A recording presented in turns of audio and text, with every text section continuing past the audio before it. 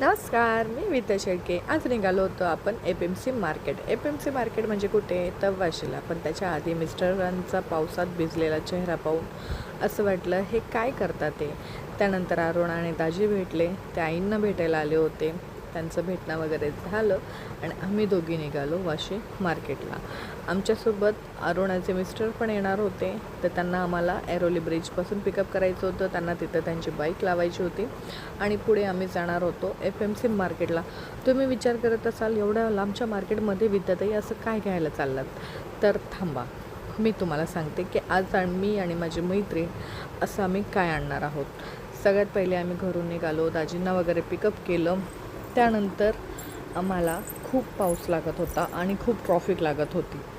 सगळ्यात आधी आमचं असं होतं की आम्हाला FMC मार्केटमध्ये जाऊन मला माझ्या आईसाठी सगळे ड्रायफ्रूट घ्यायचे होते.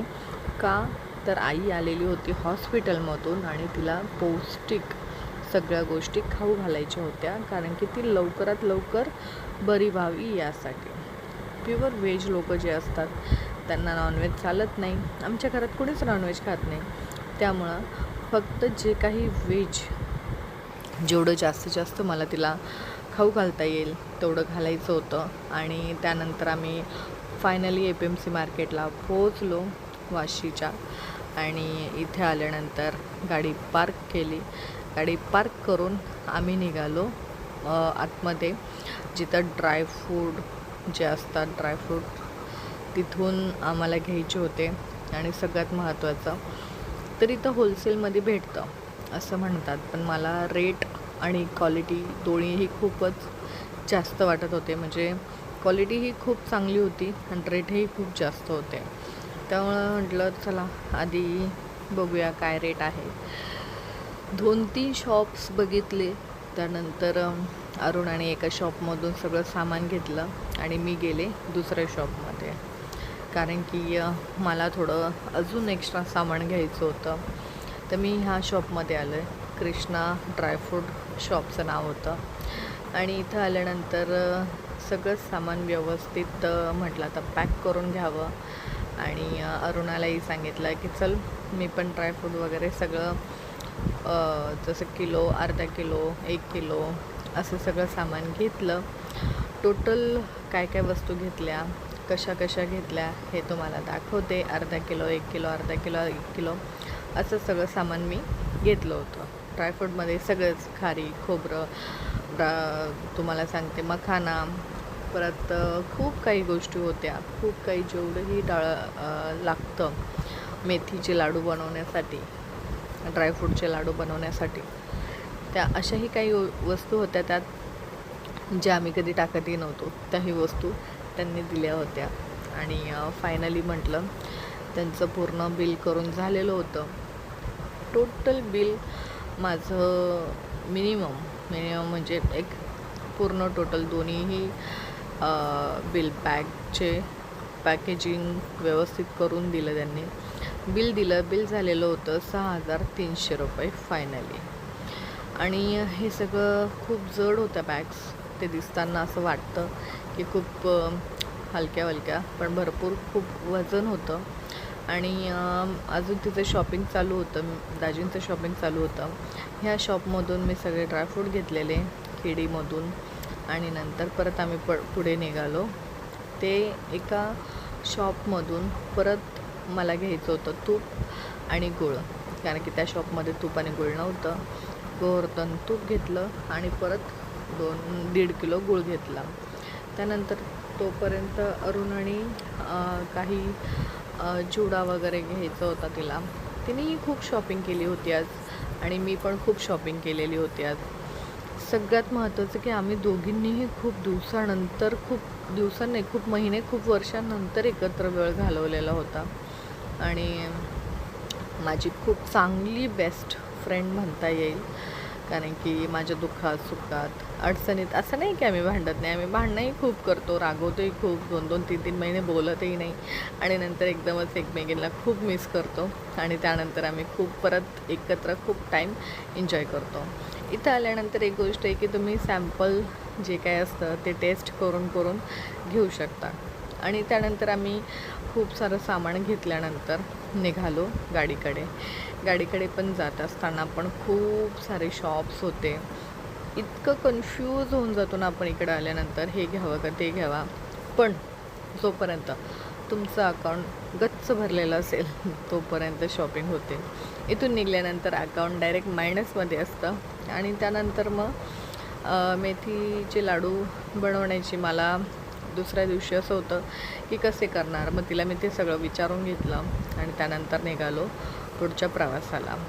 आम्ही वाशीवरून सगळ्यात आधी घनसोलीला जाणार होतो, कारण की अरुणाला तिच्या बहिणीच्या मुलीला घेतलेला खाऊ द्यायचा होता. आणि त्यामुळंच म्हटलं चल आता आतूनच जावं लागेल आपल्याला. त्यानंतर आम्ही निघालो घनसोलीला. खूप छान असा आम्ही गप्पा वगैरे मारत पुढचा प्रवास आमचा सुरू केला. दाजींना सोडायचं होतं मला ऐरोलीला आणि तिला तिच्या बहिणीला भेटून आम्हाला परत पुढचा प्रवास मला तिला तिच्या घरी ड्रॉप करायचं होतं घाटकोपरला. दाजी पोलीसमध्ये आहेत. दाजी 2 स्टार आहेत आणि ते क्वार्टर्समध्ये राहतात. तुम्ही परत म्हणाल की मग अरुणाताई क्वार्टर्समध्ये का राहते. हो, घाटकोपरला ती क्वार्टर्समध्येच खूप 1-2 वर्षापासून राहते आता. त्याआधी मी आणि ती जवळच राहायचो. तर खूप नेहमी येऊन भेटणं वगैरे व्हायचं. नेहमी जेव्हाही एकमेकींना वेळ भेटायचा तेव्हा आम्ही दोघी एकमेकींसाठी वेळात वेळ काढून खूप एन्जॉय करायचो लाईफ. पण जसं जसं जबाबदाऱ्या वाढतात तसं आपण म्हणतो ना की संसारा परपंचाला कितीही वेळ दिला तो कमीच पडतो. आणि त्यानंतर म्हटलं आता फायनली आम्ही आलो होतो घनसोलीमध्ये आल्यानंतर पण तिच्या बहिणीच्या मुलीला तिला भेटून वगैरे निघायचं होतं. आम्ही घरी नाही गेलो कारण की ऑलरेडी पाऊस खूप जास्त होता. संध्याकाळ झालेली होती. तिलाही ड्रॉप करायला मला परत उशीर झाला असता. पाऊस खूप येत होता म्हणून ट्रॉफिक लागली असती. त्यामुळं तिलाच बाहेर भेटायला बोलवलं. तिची वाटच आम्ही बघत होतो. तेवढ्यात मग आमचा टाईमपास चाललेला, गप्पा मस्ती. आणि तेवढ्यात तिची दिदू आली आणि पिंटीची मुलगी आल्यानंतर तिला छान असा खाऊ दिला अरुणाने आणि तिचे लाड वगैरे केले. त्यानंतर तिला म्हटलं की आपण आता निघूया. तिलाही सोडलं, पिनूलाही सोडलं आणि ती गेली घरी. आम्ही निघालो आमच्या पुढच्या प्रवासाला. तोपर्यंत एक बस येऊन, कारण की आम्ही पण बस स्टॉपवर थांबलेलो होतो, बस येऊन एवढी पटकन खाली रिकामी झाली आणि निघूनही गेली. त्यानंतर एक बाईकवाले दादा उभा होते आमच्या बाईकच्या पुढे. त्यांना म्हटलं घ्या पुढे. मग त्यांनी घेतली. त्याच्यानंतर आम्ही निघालो. आम्ही निघाल्यानंतर मग लगेचच म्हटलं आता अरुणाला सगळ्यात आधी घाटकोपरला नेऊन सोडायचं आहे.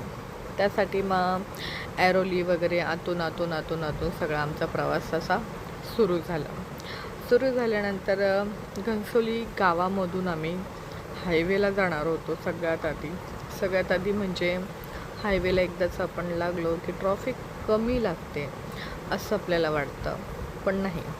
पुढून आम्ही परत आतमध्येच येणार होतो. इकडनं एक छोटीशी मार्केट आहे, त्यामुळं तिकडनं जायला परत खूप जास्त वेळ लागला असता. त्यामुळं सगळ्यात आधी आम्ही हायवेला आलो. त्यानंतर तिला म्हटलं आता ट्रॉफिक वगैरे काही दाखवत नाही, डायरेक्ट तुला सोडते घाटकोपरला. तिला मग तिच्या घरी ड्रॉप करायचं होतं. तिच्याकडं पण सामान भरपूर होतं, बाईकवर जमलं नसतं दोघांनाही. त्यामुळं मी तिला ड्रॉप करायला आले. तिने पण खूप छान असा आम्ही एन्जॉय केला. खूप मिस करतो आम्ही दोघी नेहमीच एकमेकींना. आणि त्यानंतर मग मी निघाले माझ्या घरी, कारण की बऱ्यापैकी मला ट्रॉफिक वगैरे खूप जास्त असं लागणार होतं. त्याच्यासाठी म्हटलं आता सगळ्यात अगोदर जेवढं लवकरात लवकर शक्य होईल तेवढं लवकरात लवकर मी आता घरी पोहोचते. त्यानंतर मग मी आले घरी आणि वहिनींना फोन केला. वहिनींना बॅग्स वगैरे घ्यायला बोलवलं. आईंना दाखवलं मी काय काय घेऊन आले ते. खजूर आणलेले होते, खूप छान होते खजूर, एक नंबर क्वालिटी होती खजुरांची. जेवण वगैरे झालं, आईंनाही गोळ्या वगैरे दिल्या. आणि आमचा हे असेच डेली ब्लॉग वगैरे बघायला तुम्हाला कसे वाटतात. चला भेटूया आता पुढच्या व्हिडिओमध्ये.